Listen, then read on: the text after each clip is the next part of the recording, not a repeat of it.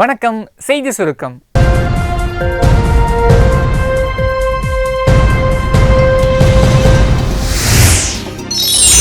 லண்டன்ல நிரவ் மோடியை கைது பண்ணிட்டாங்க.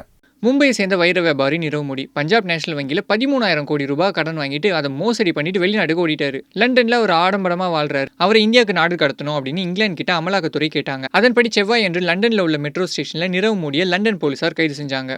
நாடு கடத்தணும்னா அதுக்கு நிறைய லீகல் ப்ராசஸ்லாம் இருக்குது. அது முடிஞ்சாதான் நாடு கடத்த முடியும். மல்லையாவை நாடு கடத்த கோர்ட்டு உத்தரவிட்டுட்டாங்க. ஆனால் இங்கிலாந்து தான் இன்னும் எந்த முடிவும் எடுக்கல. டீ 10 ரூபா, டிஃபன் 100 ரூபா, பிரியாணி 200 ரூபா. எந்த ஹோட்டல் மெனுன்னு யோசிக்காதீங்க. லோக்சபா தேர்தலில் நிற்கிற ஒரு வேட்பாளர் 70 லட்சம் ரூபாய் வரைக்கும் செலவு செய்யலாம் அப்படின்ற வரம்பை நிர்ணயிச்சிருக்காங்க. வேட்பாளர்கள் பயன்படுத்தும் டீ, சாப்பாடு அப்படின்னு கிட்டத்தட்ட 208 பொருட்களோட விலையை தேர்தல் கமிஷன் நிர்ணயிச்சிருக்காங்க. அதன்படி மட்டன் பிரியாணி 200 ரூபா, சிக்கன் பிரியாணி 180 ரூபா, காலைல டிஃபன் 100 ரூபா, வெஜிடபிள் பிரியாணி 100 ரூபா, சாப்பாடு 100 ரூபா, வெஜிடபிள் ரைஸ் 50 ரூபா, 1 லிட்டர் குளிர்பானம் 75 ரூபா, இளநீர் 40 ரூபா, டீ 10 ரூபா, பால் 15 ரூபா, 1 லிட்டர் குடிநீர் 20 ரூபா, பொன்னாடை 150 ரூபா, பூ 60 ரூபா, பூனம் சேலை 200 ரூபா, டிஷர்ட் 175 ரூபா, தொப்பி 50 ரூபா, ப்ளீச்சிங் பவுடர் 90 ரூபா, பூசணிக்காய் 120 ரூபா, வாழை மரம் 700 ரூபா, தொழிலாளரோட கூலி 450 ரூபா, டிரைவர் சம்பளம் 695 ரூபா, 1000 வாலா பட்டாசு 600 ரூபா, மேல 4500 ரூபா, கல்யாண மண்டப செலவு 2000 6,000 வரைக்கும் இருக்கலாமா. 5 ஸ்டார் ஹோட்டலில் தங்க 9,300 ரூபா பிளஸ் வரி, 3 ஸ்டார் ஹோட்டலில் தங்க 5,800 ரூபா பிளஸ் வரின்னு வேட்பாளர்களோட செலவு நிர்ணயிச்சிருக்காங்க. ஸ்டாலினோட சந்தர்ப்பவாத அரசியல் அம்பலமாயிடுச்சு.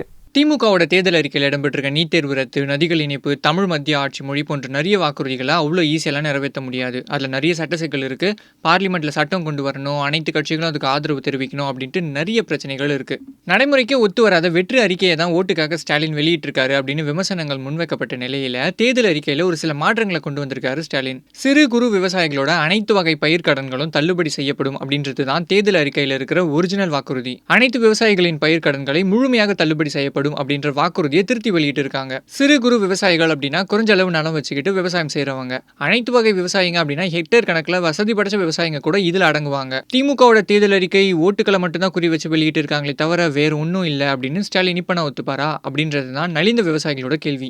அதிக ஓட்டு வாங்கி தந்தா 50 லட்சம் ரூபாய் பரிசா. வேலூர் எம்பி தொகுதியில் திமுக சார்பில் துரைமுருகனோட பையன் கதிரானந்த் நிற்கிறாரு. வேட்பாளர் அறிமுக கூட்டத்தில் பேசின துரைமுருகன், மகனுக்கு அதிகமாக ஓட்டு வாங்கி தர தொகுதி பொறுப்பாளருக்கு ரூபாய் 50 லட்சம் பரிசு வழங்குறேன் அப்படின்னு அதிரடியாக அறிவிச்சிருக்காரு. வாரிசு அரசியல் தப்பு இல்லை அப்படின்னு சொல்லியிருக்காரு OPS. லோக்சபா தேர்தலில் அதிமுக கூட்டணி அமோகமாக வெற்றி பெற மதுரை உசிலம்பட்டி கோவிலில் துணை முதல்வர் பன்னீர்செல்வம் அவரோட மகனும் தேனி அதிமுக வேட்பாளருமான ரவீந்திரநாத் சிறப்பு பூஜை செஞ்சாங்க. உங்கள் பையனை எங்க வேட்பாளராக நிறுத்துனீங்க அப்படின்னு கேள்வி கேட்டோம். வாரிசுங்க அரசியலுக்கு வரக்கூடாது அப்படின்னு சட்டம் எதுவுமே இல்லையே அப்படின்னு பன்னீர்செல்வம். வாரிசுகள் சட்டபூர்வமாக அரசியலுக்கு வரக்கூடாது என்ற சட்டமும் இல்லை. அவரவர் தகுதியின் அடிப்படையில் மக்கள் ஏற்றுக்கொண்டால் அவர்கள் வருவதற்கு இந்திய அரசியலமைப்பு சட்டத்தில் உரிமை இருக்கிறது. காங்கிரஸ் பாஜகவெல்லாம் முந்தியிருக்காங்க மக்கள் நீதி மையம். லோக்சபா தேர்தலுக்கான வேட்பாளர்களை காங்கிரஸ், பாஜக, மக்கள் நீதி மையம் மார்ச் 20ஆம் தேதி அறிவிக்கிறதா சொல்லியிருந்தாங்க. காங்கிரஸ் பட்டியல் வெளியிட 21ஆம் தேதிக்கு ஒத்தி வச்சிருக்காங்க. சாயந்தரம் வரைக்கும் ஆயிடுச்சு. பாஜக பட்டியலை வெளியவும் இடல. மக்கள் நீதி மையம் 21 தொகுதிகளுக்கான வேட்பாளர் பட்டியலை வெளியிட்டிருக்காங்க. மத்திய சென்னையில் நாசர் மனைவி கமிலா, வட சென்னையில் முன்னாள் IPS அதிகாரி மௌரியா, நாகப்பட்டினத்தில் ஓய்வு பெற்ற நீதிபதி குருவையா ஆகியோர் ரொம்ப முக்கியமானவங்க. மார்ச் 24ஆம் தேதி வெளியாகும் 2ஆம் கட்ட வேட்பாளர் பட்டியலில் கமலஹாசனோட பேரும் இருக்கலாம் அப்படின்னு எதிர்பார்க்கப்படுது. நிர்மலா தேவி வெளியே வந்துட்டாங்க. மாணவிகளை தவறான பாதைக்கு அழைத்ததுக்காக உதவி பேராசிரியர் நிர்மலா தேவியை போன வருஷம் ஏப்ரல் 16ஆம் தேதி அரெஸ்ட் பண்ணாங்க. 11 மாதம் ஜெயிலில் இருந்த நிர்மலா தேவிக்கு ஹைகோர்ட் மதுரை கிளை மார்ச் 12ஆம் தேதி ஜாமீன் கொடுத்தாங்க. உறவினர்களோட பிணையம் காலதாமதமானதுனால புதனன்று அவர் ஜாமீனில் விடுவிக்கப்பட்டார்.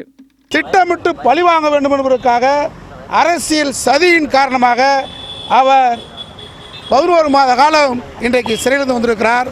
நிச்சயம் இந்த வழக்கு பொய் வழக்கு என்பதை நீதிமன்றத்திலே நாங்கள் நிரூபிப்போம். மக்கள் ஒன்றும் முட்டாள் இல்லை அப்படின்றாங்க பிரியங்கா. பிரதமர் மோடி தன்னோட ட்விட்டர் பக்கத்தில் வாரிசு அரசியல் குறித்து ஒரு கருத்தை போட்டிருக்காரு. குடும்பமே பிரதானம் அப்படின்றதுக்கு பதிலாக இந்தியா தான் பிரதானம் அப்படின்ற கொள்கையோட அரசு பணியாற்றுவதாக குறிப்பிட்டிருக்காரு. இதுக்கு யாரா பதில் சொல்லணும்ல. காங்கிரஸ் பொதுச் செயலாளர் பிரியங்கா இறங்குறாங்க. மக்கள் முட்டாள்னு நினைச்சிட்டு பேசுறத பிரதமர் மோடி நிறுத்திக்கணும், மக்கள் எல்லாத்தையும் பார்த்துக்கிட்டு தான் இருக்காங்க அப்படின்னு பிரியங்கா அவங்களோட கருத்தை தெரிவிச்சிருக்காங்க. So I think the Prime Minister should stop thinking that people are fools and understand that they see through all this. வாக்களிப்பது நம்மளோட ஜனநாயக உரிமை, கடமையும் கூட. So save the date April 18. இது போல மேலும் பல தகவல்களுக்கு தினமலர் யூடியூப் சேனலை சப்ஸ்கிரைப் பண்ணுங்க. பக்கத்துல ஒரு பெல் பட்டன் இருக்கும், அதையும் கிளிக் அப்படின்னு அழுத்திட்டு Facebook, Twitter, Instagramல எங்களை ஃபாலோ பண்ணுங்க.